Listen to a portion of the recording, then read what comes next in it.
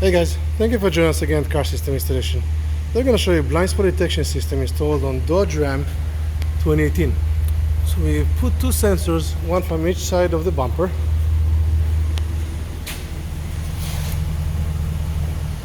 And we have installed two LED lights in the A-pillars.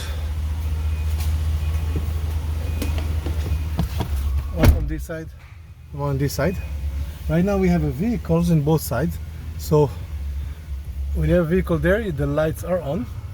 If you put a signal, you're gonna have the light flashing and you're gonna have a buzzer reminder. So as we heard, okay, we had a reminder. Same on the other side.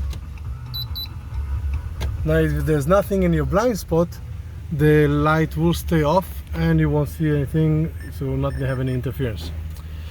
For blind spot detection system and other electronics, you can always find us at Car System Installation. Subscribe to our channel and we'll see you next time. Have a good day.